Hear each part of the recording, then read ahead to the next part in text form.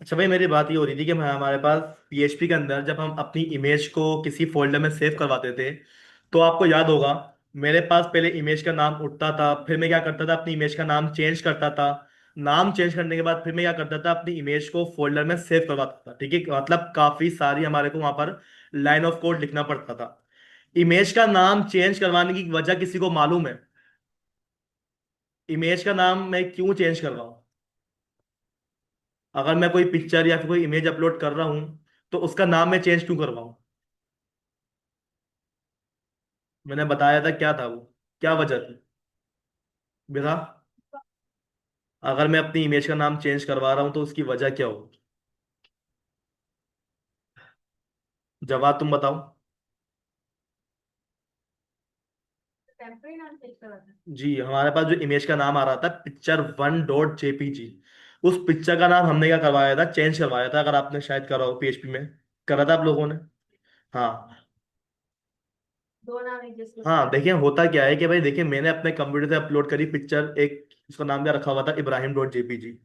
एक और बंदा है इब्राहिम नाम का, उसने भी क्या करा, अपने पास से एक पिक्चर अपलोड करी Ibrahim.jpg नाम से। ठीक है, उससे क्या होगा, हमारा जो इमेज होगी ना, वो अलग अलग इमेज है, लेकिन उस इमेज का नाम क्या है, बिल्कुल सेम है। तो नुकसान क्या होगा, पहले वाली इमेज खत्म हो जाती है, उसकी जगह पर हमारी सेकंड वाली इमेज आ जाती है। इसका हम लोगों ने प्रैक्टिकल भी देखा था, याद होगा आप लोग को। ठीक है, तो मैंने क्या करा था, अपनी इमेज को एक टेम्परेरी तौर पे नाम प्रोवाइड कर दिया था। उसमें हम लोगों ने आईडी लगाई थी, फिर हम लोगों ने काउंट का फंक्शन यूज करा था। ठीक है ना? इस तरीके से हमने क्या करा था, अपनी इमेज को काफी लंबा चौड़ा नाम दिया था, जिसकी वजह से हमारी जो इमेज का नाम था वो क्या हो गया था, यूनिक हो गया था। ठीक है, अब यहां पर भी मुझे क्या करना है, उसी तरीके का कोई ना कोई काम करना पड़ेगा। लेकिन उससे पहले एक बात का ख्याल ये रखना कि हमारी जो इमेज होगी वो सेव कहां पर होगी। नाम तो मैं चेंज कर लूंगा, उसका मसला नहीं है। भाई देखिएगा, मैंने आपको बोला कि आपकी जितनी भी इमेजेस है ना, वो कहां पर जाके सेव होती हैं, पब्लिक नाम के फोल्डर में। ठीक है, लेकिन भाई देखिए, आप पीएचपी वाले तरीके से भी यहाँ पर काम करवा सकते हो, जैसा आप लोगों ने पीएचपी के अंदर इमेज का नाम उठाया था उसको चेंज करता, वैसे भी कर सकते हो। लेकिन लारावेल हमें क्या बोलता है कि आपकी जितनी भी इमेजेस है ना, वो कहां पर जाकर सेव होने वाली है, स्टोरेज नाम के फोल्डर में। ठीक है, हमारे पास लारावेल में क्या होता है, एक फोल्डर होता है स्टोरेज नाम का। इस फोल्डर के अंदर हमारे को एक और फोल्डर मिलेगा ऐप नाम का। ऐप के अंदर देखिए भाई, मेरे पास दो फोल्डर मिल जाता है, एक मेरे पास मिल जाता है प्राइवेट, और एक मेरे पास क्या मिल जाता है, पब्लिक। ठीक है, दो फोल्डर मिलता है हमारे को, पब्लिक और प्राइवेट। अब कौन सा फोल्डर के अंदर मेरे को इमेज सेव करवानी है? भाई देखिए, आप प्राइवेट में भी करवा सकते हो, आप अपनी इमेज को पब्लिक के अंदर भी सेव करवा सकते हो, लेकिन फिर फायदा क्या होगा भाई देखिए, कुछ इमेजेस ऐसी होती हैं जो कि मैं सिर्फ अपने लिए अपलोड करता हूँ, प्राइवेट इमेज जो होती है, मतलब वो किसी और को नजर ना आए। अगर आप लोगों ने कोई ऐसी इमेजेस अपलोड करनी है कि जो वेबसाइट पे आपने नहीं दिखानी हो, फेस ना करवाना हो उन इमेजेस को, तो उसको आप हमेशा कहाँ पर रखोगे, प्राइवेट वाले फोल्डर पर रखोगे। ठीक है, लेकिन अगर उस इमेज को आपने खुद भी देखना है, अपने यूजर्स को भी दिखाना है, तो वो इमेज आपके पास कहां पर सेव होगी, आपके पब्लिक फोल्डर में। ठीक है, लेकिन अब डायरेक्टली सेव नहीं होगी। पहले मुझे क्या करवाना पड़ेगा, अपने फोल्डर के अंदर एक कमांड चलानी पड़ेगी, जिससे मेरा जो फोल्डर होगा ना भाई, हमारे प्रोजेक्ट के साथ क्या हो जाएगा, कनेक्ट हो जाएगा। ठीक है, अब वो कमांड है क्या? ठीक है ना भाई, सबसे पहले आप यहां पर आ जाएं, PHP ARTISAN, आर्टिसन लिखते हैं बस। ठीक है, PHP आर्टिसन करता क्या है, लारावेल की जितनी भी कमांड्स होती है ना भाई, वो सारी की सारी कमांड्स आपको यहाँ पर देखेंगे वो लिख के दे देता है। ठीक है, अब इसी कमांड के अंदर जो है ना भाई, मेरे को यहाँ पर क्या करना है, अपना एक कमांड यहाँ पर उठानी है, और वो जो कमांड होगी, मेरे ख्याल से लिंक के नाम से होती है वो कमांड। नीचे आ जाए, स्टोरेज लिंक के नाम से भाई देखिए, मेरे पास एक कमांड यहाँ पर लिखी हुई है। ठीक है, स्टोरेज के लिए। ठीक है, यहाँ पर देखिए वो करता क्या है, PHP artisan storage colon link, ये कमांड मैं चलाने वाला हूँ। ये कमांड करेगी क्या, इसको जरा पढ़ लें। Create a symbolic link configure for the application, यानी कि भाई हमारे पास जो अपनी एप्लीकेशन बनी हुई है ना, हमारे लारावेल का जो प्रोजेक्ट बना हुआ है, उसको वो क्या करवा देगी, लिंक करवा देगी हमारे इस वाले फोल्डर के साथ। ठीक है, जब तक ये काम मैं नहीं कर लेता, हमारी इमेज इस वाले फोल्डर में सेव नहीं होने वाली। तो आप लोगों ने करना क्या है, यहां से इसको कॉपी कर लें। ठीक है, याद कर लें, कॉपी करने की बात है, कंट्रोल से इसको मैंने कॉपी करा। अच्छा, कॉपी करने के बाद अब यहां पर आके मैं क्या कर लेता हूँ, PHP ARTISN, आर्टिसन। और वो जो आप लोगों ने वहां से कमांड कॉपी करी हुई ना, उस कमांड का नाम क्या है हमारे पास, स्टोरेज कोलन लिंक। ये क्या काम करेगा, हमारे प्रोजेक्ट को हमारे स्टोरेज वाले फोल्डर के साथ क्या कर देगा, कनेक्ट करवा देगा। ठीक है, चले इंटर करते हैं। देखिए भाई हमारे पास क्या लिखा हुआ आ गया है कि भाई हमारा जो फोल्डर है स्टोरेज वाला वो क्या हो गया, लिंक हैज बीन कनेक्टेड। किससे कनेक्ट हुआ है? वो हमारे कनेक्टेड हुआ है किससे, हमारे फोल्डर के अंदर क्या है, हमारा स्कूल नाम का प्रोजेक्ट है, उसमें हमारे पास क्या होगा, स्टोरेज नाम का क्या होगा, हमारे पास एक फोल्डर होगा। ठीक है, क्या हो गया, हमारे पास कनेक्ट हो गया। जब तक ये आपके पास मैसेज नहीं आ जाता आप अपनी इमेजेस को सेव नहीं करवा सकते, इस बात का ख्याल रखिएगा। ठीक है, चले। अब इतना काम हो गया ना, अब हमें करना क्या है, अपनी इमेज को सेव करवाना है। ठीक है, चले। अब सबसे पहले भाई मुझे ये बताइएगा कि अगर मेरे को अपनी इमेज को सेव करवाना है तो भाई वो इमेज सेव होने के बाद किसी ना किसी वेरिएबल में सेव होने वाली है। ठीक है, तो मैं एक काम ये कर लेता हूँ, डॉलर फाइल नाम का मैंने क्या करवा लिया है, अपना एक वेरिएबल यहाँ पर बना लिया है। ठीक है, अब फाइल फाइल के अंदर मुझे क्या चाहिए, मेरी इमेज चाहिए ना भाई, तो मैं बोल देता हूँ भाई एक काम ये करो, रिक्वेस्ट के अंदर से, ठीक है, हमारी जो ऊपर रिक्वेस्ट नाम का वेरिएबल है ना भाई, ये वाला, गौर से देखिएगा भाई, ज्यादा लंबा काम नहीं, सिंपल एक लाइन का काम है, बस उस लाइन को समझ ले हो क्या रहा है। पीएचपी के अंदर है, उठा रहा हूं ना भाई, देखो पीएचपी के अंदर हम 4-5 लाइन लिखते थे इमेज के करने के लिए, यहाँ पर सिर्फ एक लाइन, उसको बस समझ लो, बहुत आसान काम है इसमें। ठीक है ना, मैंने क्या बोल दिया है कि भाई हमारे पास जो रिक्वेस्ट आ रही है ना भाई, उस रिक्वेस्ट के अंदर से मुझे क्या चाहिए, पिक चाहिए। क्या चाहिए? पिक। अब ये पिक है क्या, ये बताएगा कोई मेरे को? ये जो पिक है, ये क्या चीज है? ये हमारे इनपुट फील्ड का नाम है। ठीक है ना, उसको मैं क्या बोल रहा हूं, रिक्वेस्ट के अंदर से आपको क्या मिलेगा, आपको एक पिक्चर मिलेगी। ठीक है, सही है भाई, मुझे मिल गई। उस पिक्चर का करना क्या है, कहां पर लेके जाना है, तो भाई आप क्या करोगे, उसको इस तरीके से लगा दोगे, उसको आप क्या कर दो, स्टोर कर दो। क्या कर दोगे? स्टोर नाम का हमारे पास क्या होता है, एक मेथड होता है। ठीक है, अभी जो स्टोर नाम का मेथड है ना भाई, ये आपसे क्या मांगता है, 2 पैरामीटर मांगेगा। ठीक है, अच्छा इसको टर्मिनेट करते हैं पहले, वरना वो एरर देता रहेगा हमारे को। अच्छा, अब इस स्टोर नाम के अंदर में देखिए मेरे को क्या करना है, 2 पैरामीटर मिलेंगे। एक, मेरी इमेज कहां पर सेव होगी, दूसरा पैरामीटर क्या होगा कि पब्लिक में सेव होगी या फिर प्राइवेट में सेव होगी। ठीक है, क्या होगा हमारे पास, दो चीजें मिलेंगी। क्या क्या चीजें वो? एक, मेरा मतलब इमेज डायरेक्टली सेव करना चाहो तो डायरेक्टली सेव कर दो, लेकिन किसी ना किसी फोल्डर में करो। टीचर की इमेज टीचर के फोल्डर में, कोर्स की इमेज कोर्स के फोल्डर में, स्टूडेंट की इमेज स्टूडेंट के फोल्डर में। ठीक है ना, तो यहाँ पे देखिए स्टोर स्टोर के अंदर हमारे को कितने पैरामीटर मिल रहे हैं, 2। और दोनों के दोनों पैरामीटर आपने क्या करना है, इस तरीके से कोटेशन के अंदर पास करना है। ठीक है, पहला जो पैरामीटर होगा उसको हम क्या करेंगे, अपने फोल्डर का नाम बता देंगे कि भाई मेरे पास क्या होगा, स्टोरेज के अंदर क्या बनेगा, एक फोल्डर बनेगा जिसका मेरे पास नाम क्या होगा, COURS, कोर्स। ठीक है, कोर्स के अंदर हमारे पास क्या होंगी, सारी की सारी हमारे कोर्स की इमेजेस होंगी। और ये फोल्डर पब्लिक होगा या प्राइवेट होगा, वो यहां पर आके आपने इस तरीके से डिफाइन करना होगा। ठीक है, इसमें मसला आ रहा है। फाइल के अंदर हमारे पास क्या आएगी, रिक्वेस्ट। अच्छा, मसला आ रहा है भाई। उबैद, तुमने अभी अभी मुझे एक बात बोली थी कि सर हमारे पास जो इमेज है वो क्यों नहीं आ रही थी, क्योंकि रिक्वेस्ट में से हमारे पास इमेज डायरेक्टली नहीं आती। क्या करना पड़ेगा मेरे को? इमेज उठानी है तो इमेज तो मैं डायरेक्टली कॉल नहीं कर सकता, उसके लिए मुझे बताओ रिक्वेस्ट के बाद मेरे पास लगेगा क्या? हाँ भाई, हमारे पास जो इमेज आ रही है वो किस में से आ रही है, फाइल में से आ रही है। अब ठीक है। ठीक है, यहां पर देखिएगा, हमारे पास क्या है, एक वेरिएबल है रिक्वेस्ट नाम का, जो कि मुझे कहां से मिल रहा है, मेरे ऊपर से मिल रहा है फंक्शन के अंदर से। ठीक है, इसके अंदर से हमारे पास एक रिक्वेस्ट आएगी, किसके लिए आएगी वो, फाइल के लिए आएगी। ठीक है, जिसमें से मुझे क्या मिलेगी, मेरी पिक्चर मिलेगी, फाइल। उसको आपने करना क्या है, स्टोर करना है। ठीक है, स्टोर करना कहां पर है, स्टोरेज वाले फोल्डर के अंदर करना है। कैसे करना है, वहां पर एक फोल्डर बनेगा कोर्स नाम का, उसमें आपके पास क्या होगी, आपकी पब्लिक नाम की इमेज बनेगी। ठीक है, इतना काम होगा हमारे पास। ठीक है भाई, चेक करें इसको। चलो, मैं यहां पर आता हूं और मैं बोल देता हूं, मैं आप एक काम ये करो, रिटर्न करो हमारे इस वाले वेरिएबल को, इसमें लिखा हुआ क्या है। ठीक है ना, चेक करते हैं। और एक दफा मैं अपने प्रोजेक्ट को रिफ्रेश कर दूंगा। ठीक है, यहां पर देखिएगा भाई, मेरे पास अपना फोल्डर को मैंने मिनिमाइज कर लिया है, स्टोरेज में ओपन करूंगा, स्टोरेज के बाद ऐप, ऐप के अंदर पब्लिक। अभी देखिए पब्लिक में आपको यहाँ पर किसी भी किस्म की कोई फाइल नहीं मिल रही। ठीक है, चले, जरा अपने वहां पर आ जाए ब्राउजर के ऊपर, इसको एक दफा रिफ्रेश करेंगे। ठीक है, रिफ्रेश करने के बाद यहाँ पर इसको मैंने रिफ्रेश कर लिया है सही तरीके से। चले, यहाँ पर आके सबसे पहले मैंने क्या करा, कोर्स का नाम डाल दिया, HTML। ठीक है, उसके हमने यहाँ पर अमाउंट क्या डाल दी, 1200 रुपये। ठीक है, उसके हमने डिस्क्रिप्शन क्या डाल दी, वेब डेवलपमेंट। ठीक है, और उसके हमने क्या करी, कोई ना कोई इमेज सेलेक्ट कर ली हमने अपनी HTML के लिए। ठीक है, तो यहाँ पर मैं स्क्रॉल डाउन करता हूँ, और यहाँ पर देखिए भाई मेरे पास एक पिक्चर पड़ी हुई है लैपटॉप वाली, इसका नाम भी देखिएगा क्या लिखा हुआ आ रहा है, laptop1.jpg। जेपीजी। ठीक है, इसको मैंने क्या करा, ओपन करा और इंसर्ट कर दिया। इंसर्ट करने के बाद ये देखिए मेरे पास लिखा हुआ क्या है, इसको जरा पढ़ें। ये क्या चीज लिखी हुई आई, वो हमारा वेरिएबल था ना, वो रिटर्न हुआ ही है। वेरिएबल में लिखा हुआ क्या है, वो बोल रहा है कि भाई आपके पास क्या है, एक फोल्डर है कोर्स नाम का, उसमें आपके पास जो है ना ये रखा हुआ है, ये क्या चीज है, ये पिक्चर का नाम।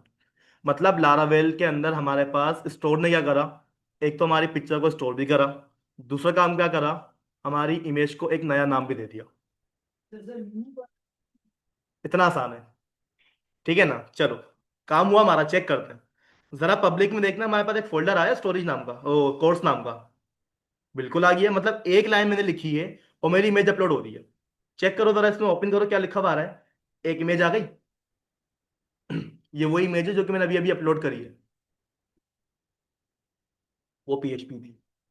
वो नहीं, इतना नहीं है, इतना लंबा काम। भाई मुझे बताएं कि इमेज अपलोड किस तरीके से हुई है। सिंपल एक लाइन, कुछ भी नहीं है। अगर फोल्डर में से इमेज डिलीट हो गई तो इमेज फेच नहीं होने वाली। नहीं भाई देखो, इमेज हमारे पास कहाँ पर सेव है, हमारे फोल्डर में। इमेज का जो नाम सेव करवाऊंगा मैं, कहाँ पर सेव करवाऊंगा, हमारी डेटाबेस के अंदर। अगर इमेज मौजूद ही नहीं होगी, नाम का मैं क्या करूंगा, वो नाम हमारे पास इमेज थोड़ी शो करवाएगा। देखिए भाई, इसको जरा समझिएगा, हुआ क्या है। बस एक लाइन नहीं है, देखिएगा। मैंने क्या बोला, सबसे पहले एक वेरिएबल बनाया फाइल नाम का। इस फाइल के अंदर हमारे पास क्या होगा, सारा का सारा काम होगा। कैसे होगा, मैंने बोला एक काम ये करो कि भाई हमारे पास क्या आ रही है, रिक्वेस्ट आ रही है, ठीक है।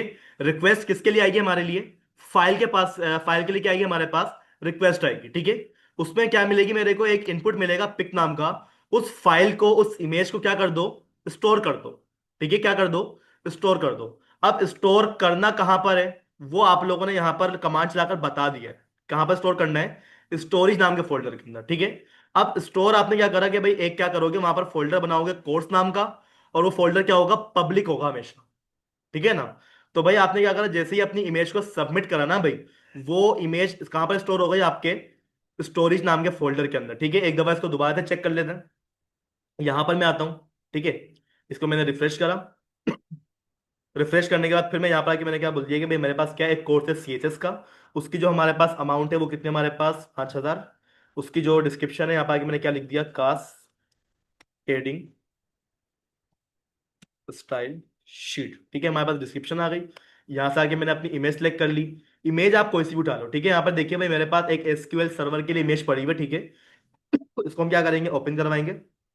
ओपन करवाने के बाद इंसर्ट, इंसर्ट करने के बाद देखिए हमारे पास वो जो वेरिएबल है ना फाइल नाम का, वो क्या हो रहा है, हमारे पास रिटर्न हो रहा है। और उसमें हमारे पास हमारा इमेज का पाथ लिखा हुआ है कि भाई आपकी जो इमेज है इस वाले फोल्डर में, और इमेज का आपके पास नाम ये होने वाला है, ठीक है। जरा यहां पर आगे चेक करिएगा, हमारे पास हमारे फोल्डर में देखिएगा कोर्स नाम का फोल्डर, उसमें मेरे पास क्या आ गई है, एक और इमेज आ गई, ठीक है। ये हमारी पुरानी वाली इमेज है। और ये वो इमेज है जो कि मैंने अभी अभी क्या करी है, स्टोर करवाई है, उठाई थी मैंने अपने फॉर्म के अंदर से, ठीक है। अब देखें, आधा काम हो गया हमारा। इमेज हमारे फोल्डर में जाकर क्या हो गई, सेव हो गई। इमेज का नाम क्या हो गया, चेंज हो गया। अब करना क्या है, इमेज को सबमिट करना है कहां पर, डेटाबेस के अंदर, ठीक है। अब आ जाता है हमारी डेटाबेस वाला काम। अभी मुझे बताएं कि ये जो लाइन है, इसमें अगर किसी को कोई कंफ्यूजन है, कोई समझ में नहीं आई बात, तो मुझे भी बता सकता है वो। क्या भाई, यहाँ पर देखो लिखा हुआ क्या है, पढ़ो। स्टोर, स्टोर क्या करेगा, हमारी इमेज को स्टोर करेगा, कहां पर स्टोर करेगा, कोर्स नाम का फोल्डर। और वो कोर्स नाम का फोल्डर क्या होगा, पब्लिक होगा। बनाया नहीं है मैंने, इमेज जब अपलोड हुई ना, अपना आप बना है।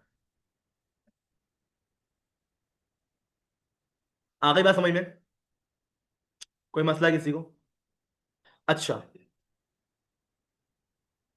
अगर मैं यहां से आके पब्लिक की जगह प्राइवेट लिख दूंगा ना, हमारी इमेज प्राइवेट वाले फोल्डर में सेव होगी। इसलिए मैंने यहाँ पे क्या लिखा हुआ, पब्लिक में सेव होगी हमारी इमेज, ठीक है। अच्छा भाई, यहाँ पर देखिए हमारे पास एक मसला है। मसला क्या है, जरा ब्राउजर के ऊपर आए।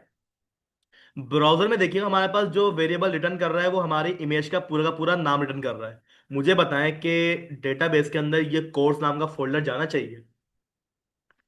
डेटाबेस में से वो सिर्फ क्या जाना चाहिए, हमारी इमेज का नाम। ये हटा दो। अब इसके लिए भाई देखिए, आपके पास दो तरीके। एक तो बहुत लंबा चौड़ा तरीका है, इसको कॉन्कैटिनेट करो, इसको कट करो, ये करो।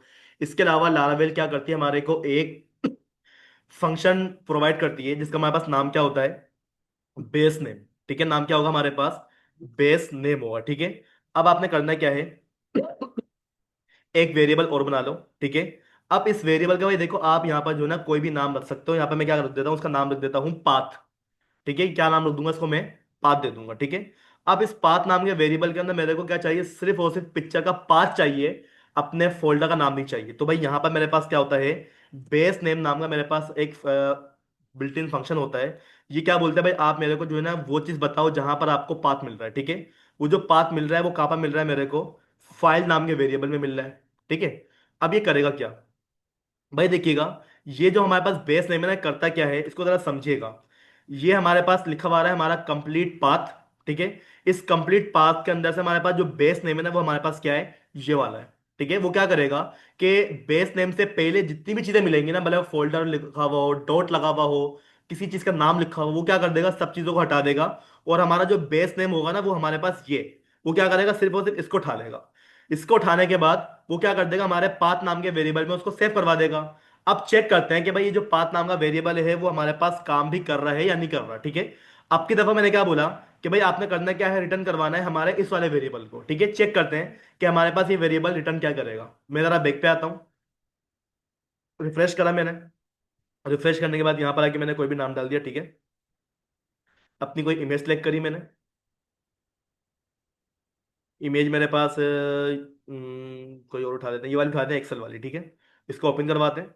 ओपन करने के बाद मैंने क्या करा, इंसर्ट करा। इंसर्ट करने के बाद देखिए भाई मेरे पास उसका क्या लिखा हुआ है, सिर्फ और सिर्फ बेस नेम लिखा हुआ है।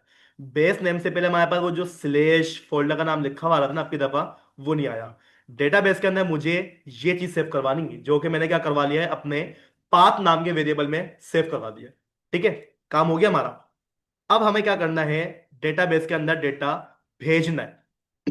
तो भाई डेटाबेस में डेटा भेजने के लिए मुझे क्या चाहिए होगा, बताएं। मॉडल चाहिए होगा। मॉडल मेरे पास बना हुआ है, बना हुआ है ना मॉडल।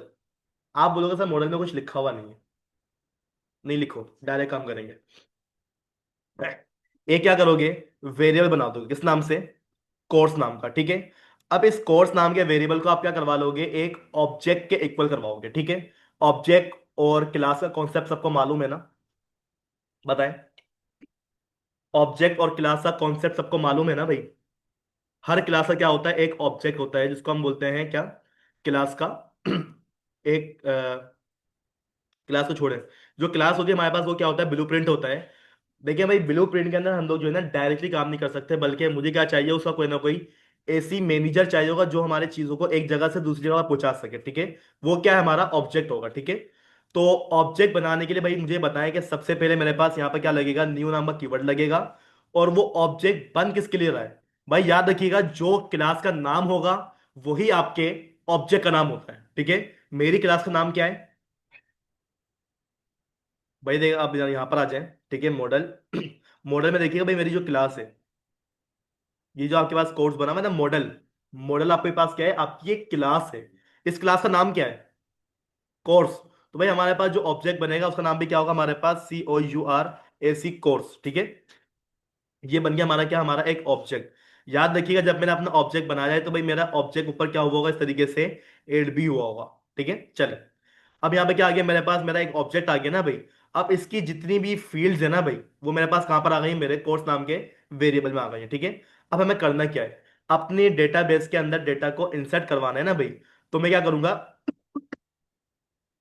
अपने ऑब्जेक्ट को कॉल करूंगा मैं। ठीक है, तो मैंने क्या बोल दिया, डॉलर, हमारे पास क्या है, एक वेरिएबल है। कौन सा वेरिएबल है, ये वाला वेरिएबल। इस वाले वेरिएबल के अंदर मुझे क्या मिलेगा, मेरा एक कॉलम मिलेगा नेम नाम का। अब ये कॉलम है कहां पर, हमारे डेटाबेस के अंदर।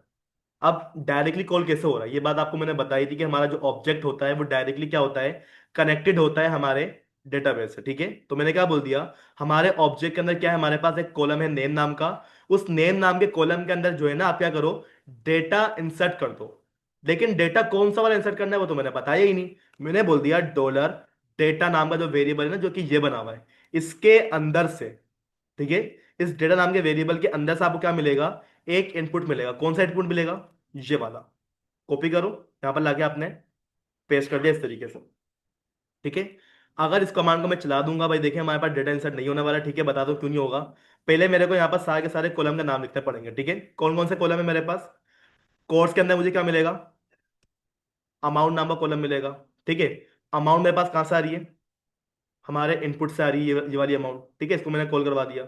इसी तरीके से भाई हमारे पास क्या मिलेगा, ऑब्जेक्ट के अंदर एक और कॉलम मिलेगा किसके नाम से, डिस्क्रिप्शन नाम। ठीक है, उसमें मुझे क्या करवाना है, हमारी जो भी डिस्क्रिप्शन आ रही है ना इनपुट से, उसको मैंने यहाँ पे क्या करवा दिया, सेव करवा दिया। मेरे पास क्या होगा, एक और कॉलम होगा, किस नाम से बनाया हुआ हम लोगों ने कॉलम, पिक नाम से बनाया हुआ है, पिक्चर नाम से बनाया हुआ है, ये जरा चेक कर लिया करो भाई। पिक्चर नाम का बना हुआ है कॉलम हमारा।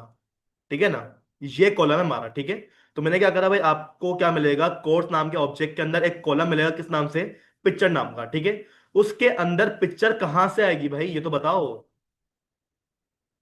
ये आएगी हमारे पास, ये जो हमने पाथ चेंज करा ना अपनी पिक्चर का, ये जाएगा हमारे डेटाबेस के अंदर। ठीक है, तो मैंने क्या बोल दिया भाई, डेटाबेस के अंदर क्या सेव होगा, हमारा पाथ नाम का वेरिएबल सेव होगा, जिसको मैंने क्या करवा दिया, चेंज वगैरह करवा दिया है।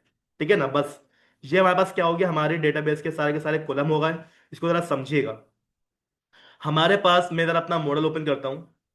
ये आगे मेरे पास मेरा मॉडल, मॉडल के अंदर कुछ भी नहीं लिखा हुआ। ठीक है भाई, देखिए मॉडल के अंदर आप दो तरीकों से काम कर सकते हो। या तो आप यहाँ पे क्या करोगे, एक वेरिएबल बनाओगे फिलेबल नाम का, उसमें क्या करोगे, अपने डेटाबेस के सारे कॉलम बना दोगे। ठीक है, वो तरीका भी सही है। ठीक है, लेकिन उसमें हमारे को थोड़ा सा मसला हो सकता है। तो मैं क्या करता हूँ भाई, यहाँ पर जो है ना, मैं इसको खाली छोड़ता हूँ। ठीक है ना, मैं क्या करता हूँ, अपने मॉडल का एक बना लेता हूँ ऑब्जेक्ट। अब ये बात मुझे मालूम है, मेरा मॉडल डेटाबेस वाले टेबल के साथ डायरेक्टली कनेक्टेड है। ठीक है ना, तो मैंने क्या बोला कि भाई हमारे पास जो वेरिएबल है ना भाई, इस वाले वेरिएबल के अंदर हमारे पास सारे के सारे कॉलम आ जाते हैं। ठीक है, मैंने क्या बोल दिया, मॉडल के अंदर नेम भी होगा, मॉडल के अंदर अमाउंट भी होगा, मॉडल के अंदर डिस्क्रिप्शन भी होगी, मॉडल के अंदर मेरी पिक्चर भी होगी। अब वो क्या कर दो, उस वाले कॉलम को इक्वल करवा लो हमारे डेटा वाले नेम के। ठीक है, जब ये सारे के सारे काम हो जाए ना, फिर आपने क्या करवाना पड़ेगा, डॉलर कोर्स नाम का जो आपके पास वेरिएबल बना हुआ है ना भाई, उसको आपने क्या करवाना पड़ेगा, इस तरीके से सेव करवाना पड़ेगा। जब तक आप ये काम नहीं कर लेते, डेटाबेस के अंदर आपका डेटा सेव नहीं होने वाला, इस बात का ख्याल रखना। ठीक है, चलें। अब मुझे क्या करना है कि अगर मेरे पास डेटाबेस के अंदर डेटा सबमिट हो जाता है, फिर आप क्या करोगे, इफ चेक करो, क्या चेक करना है, डॉलर कोर्स। अगर कोर्स के अंदर हमारे पास 1 आता है तो भाई हमारे पास डेटा क्या हो जाता है, सबमिट हो जाता है। अगर 0 आता है तो हमारे पास क्या हो जाता है, फॉल्स। ठीक है, तो मैंने यहाँ पे क्या करवा दिया कि अगर हमारे पास क्या हो जाए, डेटाबेस के अंदर डेटा इंसर्ट हो जाए, तो आपने क्या कर देना है, रिटर्न कर देना है डेटा इंसर्टेड का एक आंसर। ठीक है, ये कब होगा, जब हमारे डेटाबेस के अंदर डेटा चला जाएगा। और अगर डेटाबेस के अंदर हमारे पास डेटा ना जाए, उस सूरत में आपने क्या करना है, एल्स। और एल्स के अंदर आप क्या कर दोगे, अगेन करवा दोगे रिटर्न। और रिटर्न में हमारे पास क्या लिखा हुआ आएगा, डेटा नॉट इंसर्टेड। ठीक है, अभी सिंपल एक टेक्स्ट है, ये इसको हम बाद में चेंज करवा लेंगे। ठीक है, अभी सिंपल ये चेक करना है कि भाई डेटाबेस में डेटा जा रहा है या नहीं जा रहा। ठीक है, जाएगा किस तरीके से, इस तरीके से जाएगा। चेक करते हैं। मैं जरा अपने डेटाबेस को रिफ्रेश करता हूँ। यहाँ पर देखिए भाई, मेरे पास किसी भी किस्म की कोई चीज़ लिखी हुई नहीं आ रही। ठीक है, मैं अपने जरा फॉर्म के अंदर आता हूँ। ठीक है, इसको मैंने रिफ्रेश करा। रिफ्रेश करने के बाद सबसे पहले यहाँ पर आके मैंने क्या बोल दिया, लारावेल। ठीक है, कोर्स का नाम हो गया। उसकी जो अमाउंट है वो मैंने कितनी डाल दी, 15,000 रुपये। ठीक है, उसका जो हमने डिस्क्रिप्शन डाली, मैंने क्या बोल देना है, PHP फ्रेम वर्क। ठीक है, अच्छा, इमेज यहाँ से हम सिलेक्ट कर लेंगे उसकी।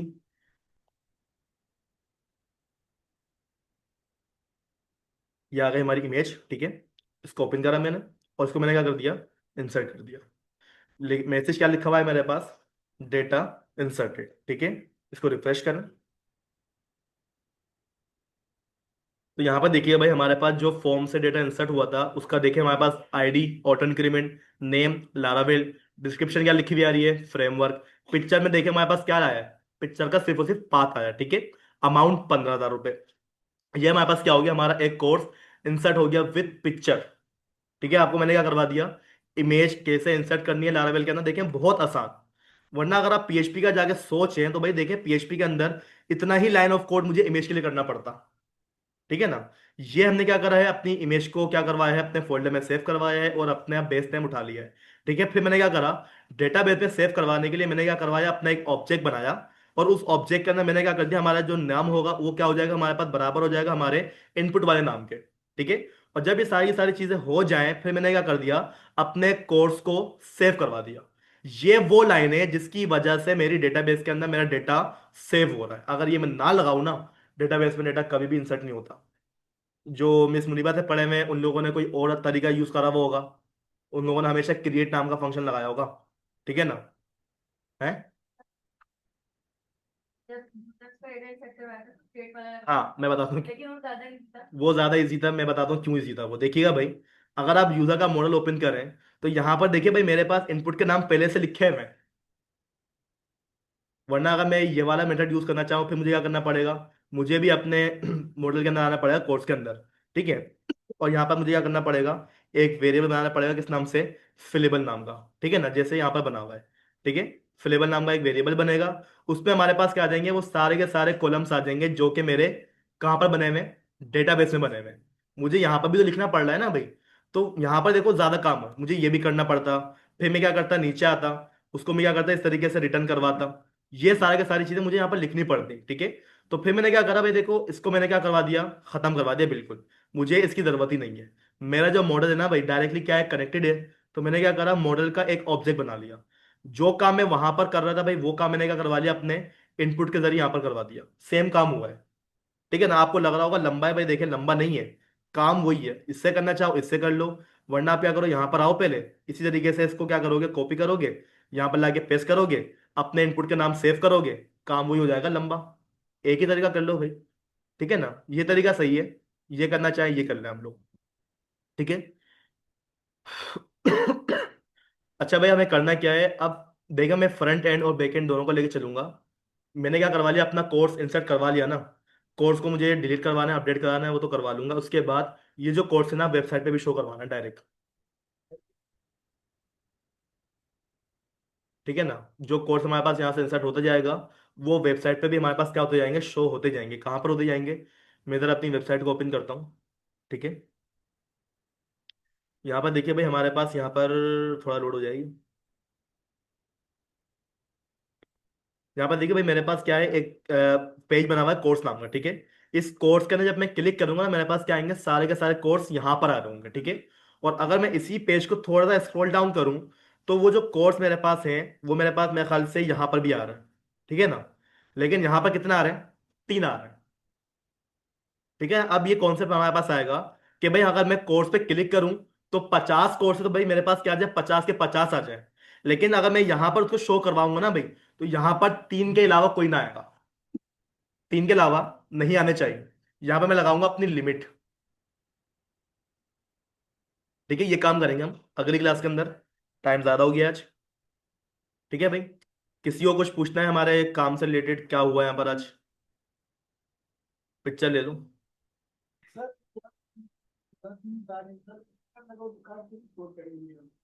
फिल्टर लगाओगे तो शॉर्ट हो जाएंगे।